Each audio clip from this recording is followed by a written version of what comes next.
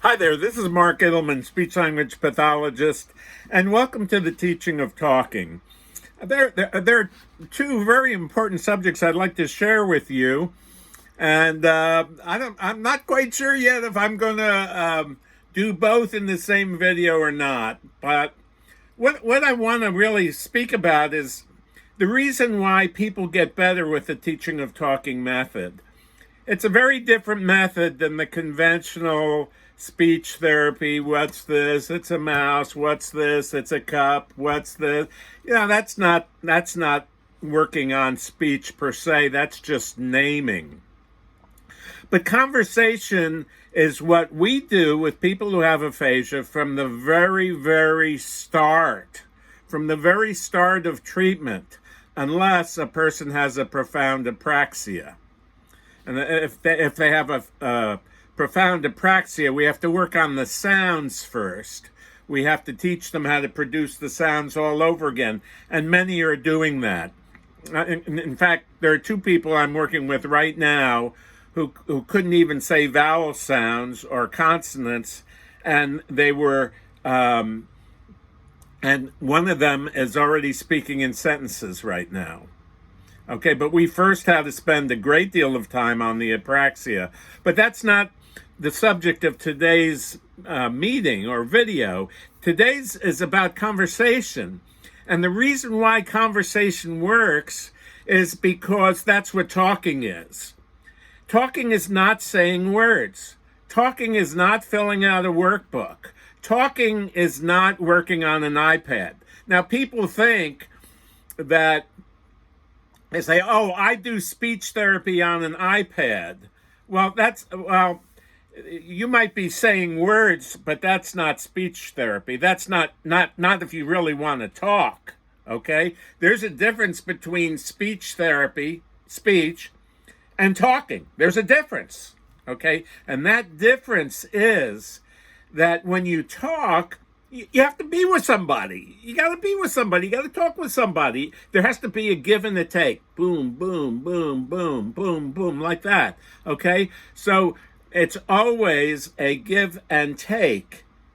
It's always a conversation. But one of the beauties of conversation or talking is all the wonderful things you can talk about.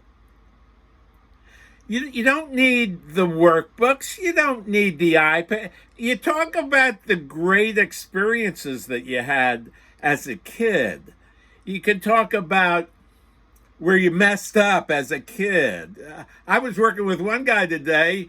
I told him the story about one time I skated down an icy hill and broke my arm.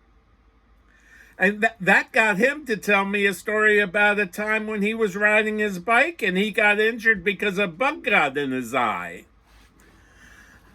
He was right there. He was right there. It wasn't really speech therapy. It was a conversation. And that's what we have with people who have aphasia from the get-go, and that's why people with aphasia who learn the teaching of talking and who really learn it start to talk on their own with time. All right? So just know that conversation is talking, and saying wordless and saying, "What's this, a cup?" or "What's this, water?" or "What's this, a hat?" That's not what speech therapy is. Or making up some weird phrases. Saying phrases, even if you sing it or you do it melodically. That's not talking. And that's the reason why people are talking, because their loved ones are learning how to stimulate talking. And talking is a conversation that goes on between two people. Now, we're going to be having a seminar, a 3-day intensive seminar in Las Vegas in January, probably. Okay, we're making up those plans now. There's some certain things that are going on in my life right now, and we're shooting for the end of January for a seminar, and then another seminar in February. One is going to be on apraxia. So if you have aphasia and apraxia, you know that you can't even say words yet because you've got to get the apraxia fixed first. You've got to get the motor speech area fixed first. You have to be able to say sounds accurately when you want to so that you can say words, okay? So with some people, they have to get the apraxia first. So I'm going to do an intensive program in Las Vegas with caregivers, with care partners, with therapists, where I'm going to teach you the methods that have been used for decades, even including the motokinesthetic method, which is the method that Helen Keller learned to talk by. Okay? And I'm going to teach anyone who's interested the motokinesthetic approach, because quite often you have to use that when you have an apraxia. And you can never get speech, no matter what you try to do, unless you first get the sounds of speech and get them accurately produced, okay? Then, so we're going to do a 3-day intensive apraxia seminar where you bring your person, okay, to Las Vegas with you, okay? And I teach the group, and I go around individually making sure that every caregiver learns this stuff.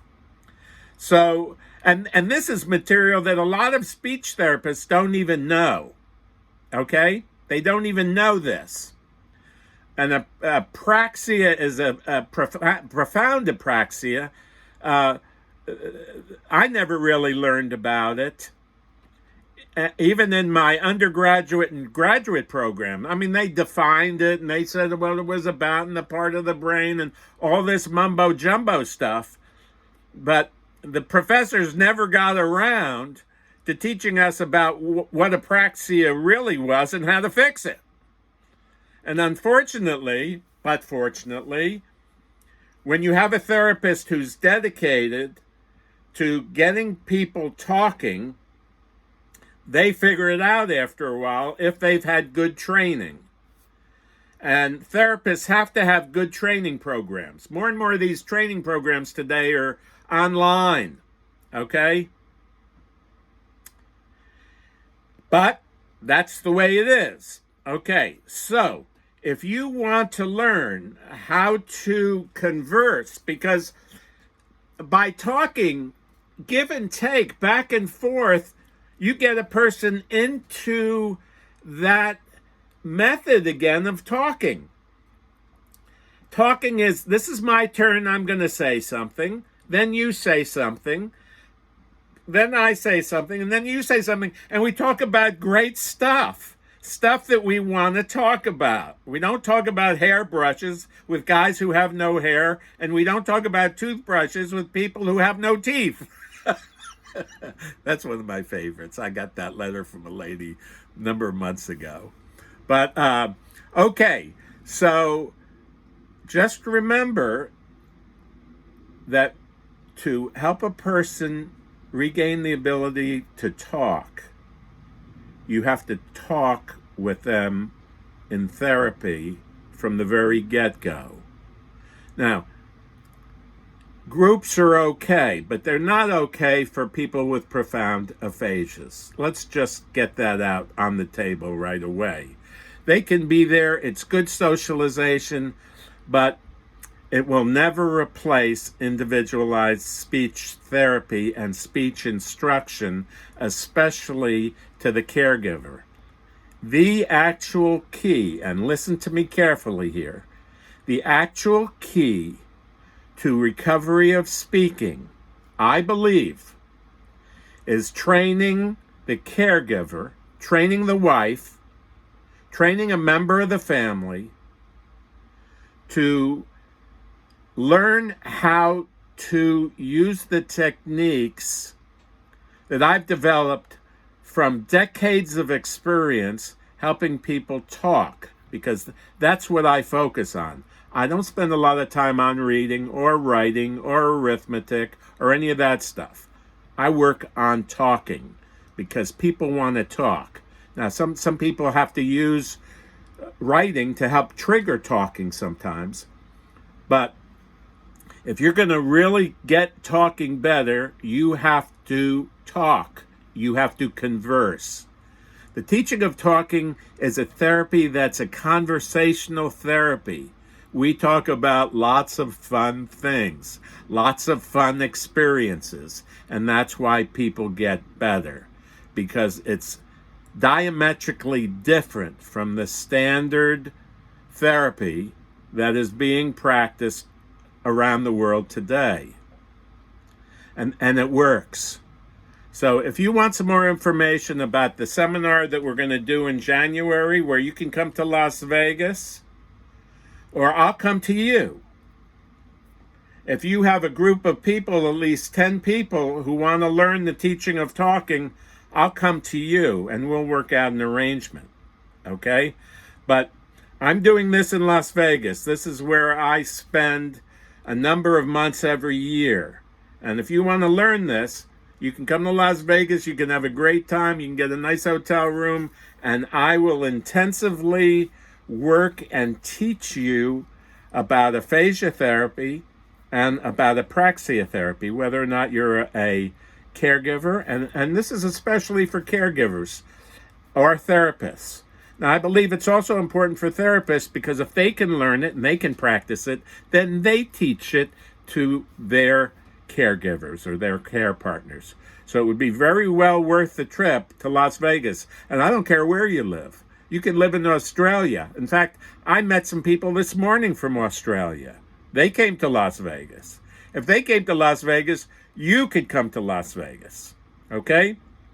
So that's that. This is Mark Ittleman speaking about conversation, speaking about how people learn to talk again by starting the conversation, starting talking to one another from the very first step of therapy. Now, if they can't do that because of an apraxia, we're also going to have a 3-day intensive apraxia meeting. And it will be fun, and it will be invigorating, and it'll be challenging. I will challenge you, and I will make sure that you learn what you need to do so that then you can go out and do what I do. So this is Mark Ittleman. Down below this video are some links. If you're interested in that intensive apraxia or that intensive aphasia meeting, we're going to be meeting in January and February. And if you want more information about that, make sure that you sign up for our mailing list. Now, underneath this video is a link, and it'll say mailing list. So make sure you're on the mailing list. If you already are on the mailing list, then you'll be getting all the information about that shortly. So if you're not, get on the mailing list. Or if you have any questions, okay, you can contact me, and my email address is down below also. Or if you want to sponsor a teaching of talking seminar for your hospital, for your clinic, for your stroke club, whatever it is, you can do that too. So have a great day today. It's been great speaking to you. If you like this video, give us a thumbs up.